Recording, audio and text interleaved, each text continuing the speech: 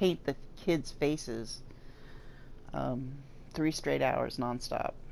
Mostly it was Teenage Mutant Ninja Turtles. Just the head. What color bandana? It's Leonardo. What color is he? I know he's green. But That's funny. it's the unicorns and the dragons that I would get really elaborate with, because it would go, the head would come out right over the eye and shoot flames over the other eyebrow, and then it curve down on the cheek into the jaw.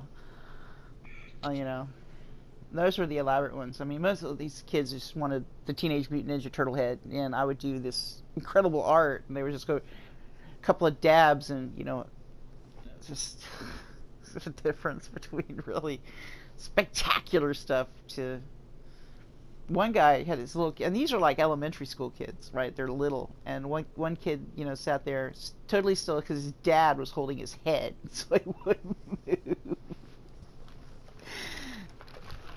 Oh man.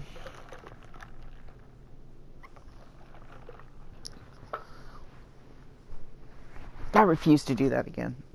It was hard work, man. I'd rather do the haunted house. Yeah, I want to go to a haunted house this year. I'd like to do. When I was like 13, my upstairs neighbor's daughter was in elementary school, and she asked me if I wanted to be in the haunted house because she was part of the, I don't know, PTA or something. And I said, sure, sure. So they had people crawling their hands and knees through a tunnel of boxes, and the first thing that they saw was me, dressed in a white sheet and a black face, screaming my head off. I remember this 3-year-old kid came through, man. He turned around and ran right into the wall of cardboard, trying to get out, screaming his head off, while his dad was coming up behind him, laughing his ass off. I was so hoarse when that was done. I didn't see any part of the other part of it, of the haunted house, just that one part where I was at the very beginning. I think haunted houses are cool. We have a couple good ones over here that they do in Galveston that are really scary. I remember seeing one, I think it was off Richmond and 610, and they had, I remember, God, this was like 25, 30 years ago. 25 years ago. Anyway, there was, I went with some friends with work, and we were in there, and towards the end, these guys come out with the chainsaws, right? And I'm standing there staring at him. It's like, there's no chain on there. What the hell? But still, you want to run like hell, I could see the illusions. They had some pretty cool illusions, but because, I don't know, it's my training as an artist, I can see through a lot of that stuff. Even though there's a whole room, and it's all like white faces painted on the wall, and then the person steps away from it because his whole body is matched to paint like the wall, but I could pick them out. It was just really weird that I could see stuff like that. To me, it was more like, wow, this is so cool how they did it. It says I didn't find them all that scary. To me, it was like, how'd they do that? Ooh, that's so cool. Oh, that doesn't work really well. Oh, yeah, the chainsaws without the chains, man, you can really, ooh, that was, to me, it was just more cool than anything, not so much scary.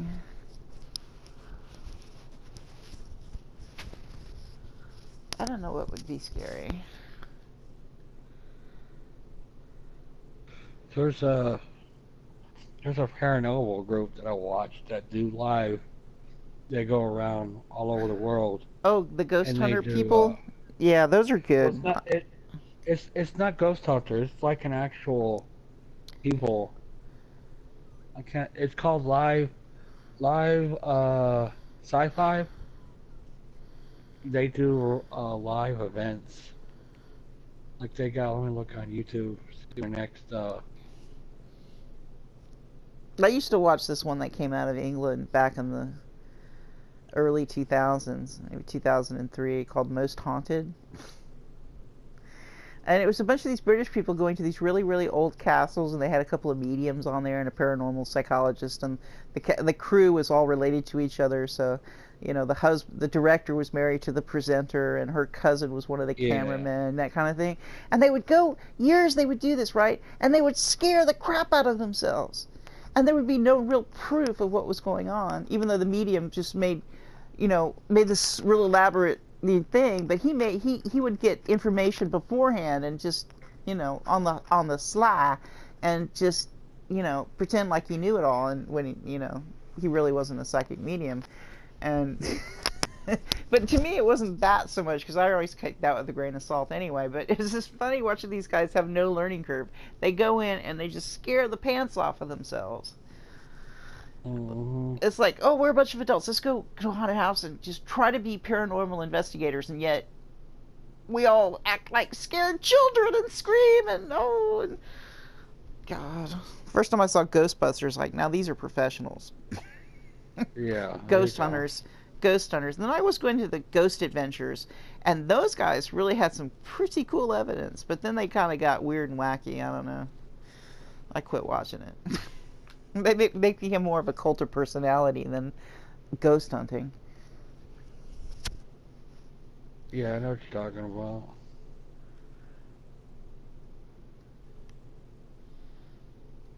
So these guys are called. I'm trying to find where they're.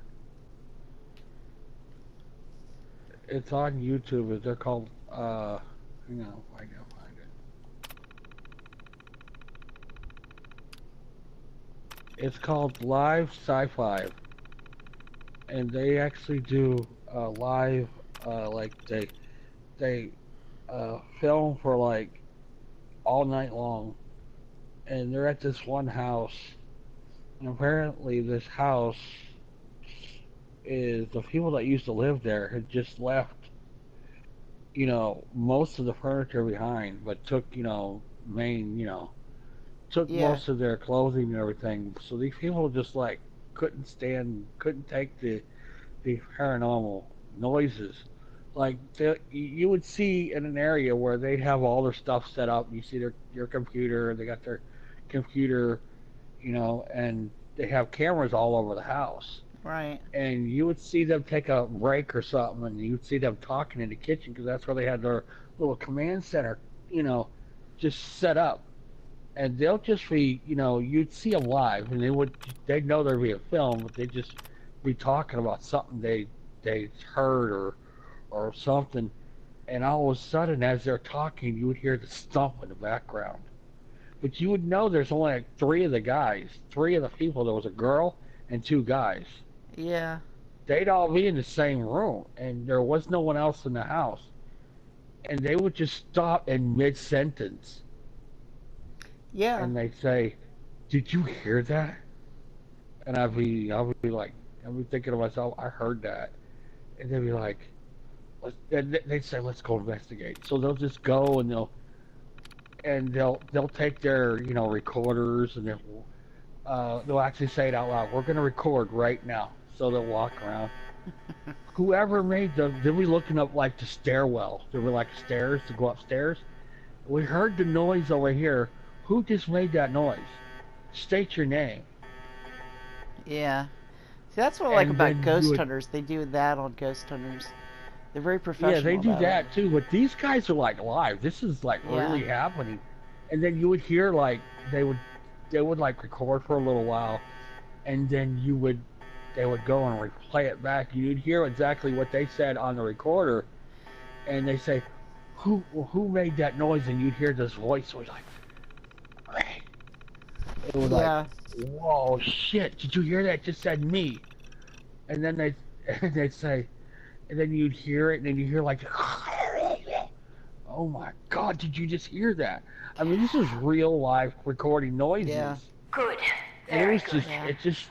Vault Tech workshops require their You know, control it's board just to not function. just During emergencies, pre-recording, the procedure because is you know stored in the that you reactor heard room. them what they said on the Look in recorder. there, you should find it. So you Well, know they're there not are faking ways this of shit. doing it. There are ways of doing it. I mean, if there's a way that it can be done, there are people who can do it. It's just. I like to know how they're doing it, because if they're really saying real live stuff, and then all of a sudden you hear a voice, or you'll hear like a.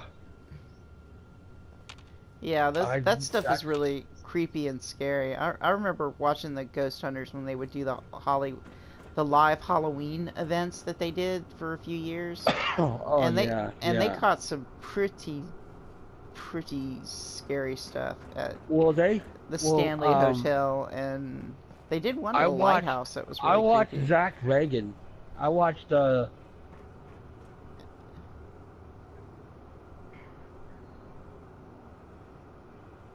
Well, the Stanley Hotel is in Colorado. That's where The Shining was written.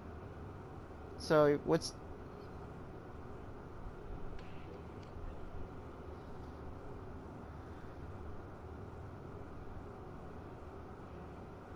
I've never been to Alexandria. I've been all around it, but never there.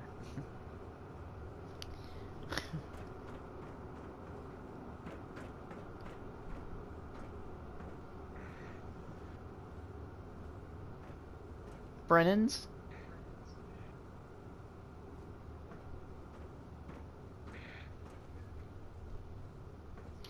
I'm not familiar trying to with think of the one Alexandria. place, because I was watching Zach Legan on YouTube about some live stuff that he did. And they were talking about that one place they went to, which was the, I can't think of the name of it, Bobby Mackey's? Yeah, that one, that was that place one is really he said, creepy out. He said that place right there, he says, now you got to realize, he says, you know, when we do this ghost adventure stuff, there's some stuff that we can allow to be on, you know, film, and then there's stuff we have to cut out. So what they do is they record it ahead of time and then have to cut out a lot because they want to make it, you know, family friendly.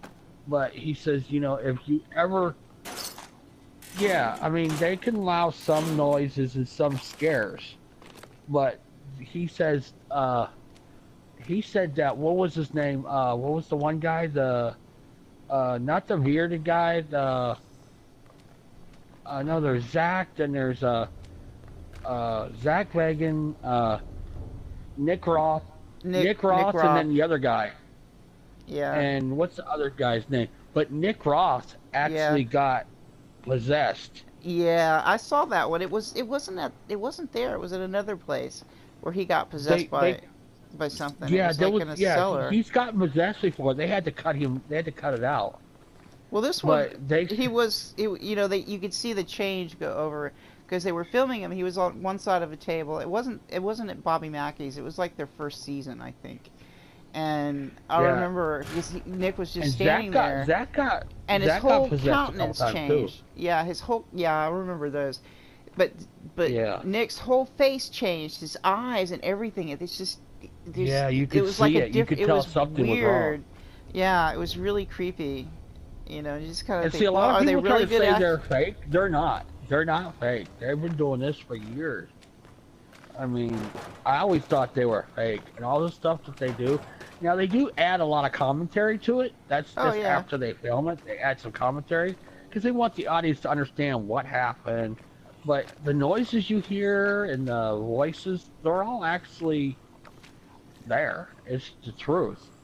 And a lot of the times where they would, you'd see like words of what they thought the monster said,